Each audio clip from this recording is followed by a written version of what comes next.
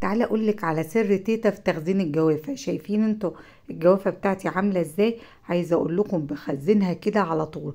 طريقتي ومستحيل اغيرها. اجيب الجوافه واروح شطفاها وغسلها كويس، واروح غسلها بنقطه خل صغيره، واروح مقطعه الاطراف زي ما انتوا شايفين، واجيبها بقى كده في حله في بوله، اروح مقطعاها كده ماشيين مع بعض خطوه خطوه. خلاص.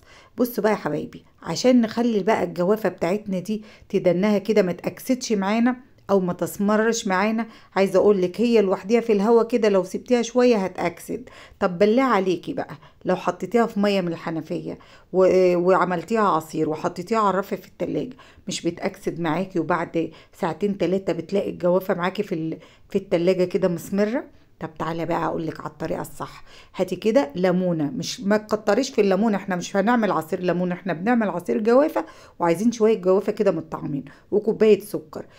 عايزه اقولك لو قعدت الجوافه بتاعتك 3 4 ايام على الرف في التلاجة مش هتاكسد معاكي. ليه بقى؟ لان انت زي ما انت شايفه كده حطيت لها ميه مغليه. ميه مغليه يا جماعه مع السكر مع الليمون، واضربيهم في الخلاط زي ما انتوا شايفين كده. طبعا ميه الحنفيه انتوا عارفين ان بتبقى فيها سن الكلور شويه، فهي دي كمان بتساعد على اكسده الجوافه وتخلي اللون بتاعها يسمر. خلاص. الميه المغليه مع سنه ليمون وشويه سكر، واعصري بقى الجوافه بتاعتك زي ما انت شايفه بالشكل ده كده في الخلاط. وبعد كده بقى تعالوا نصفيها، بس شوفوا سمكها عامل ازاي.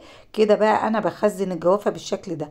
بعد ما اصفيها كده هنضيف لها كمان مكون كمان عشان نعمل احلى عصير. خلاص صفيناها كده زي ما انتوا شايفين. انا بصفي زي ما انتوا شايفين كده بالهاند بلندر، بساعد نفسي عشان ما اقعدش اقلب كتير.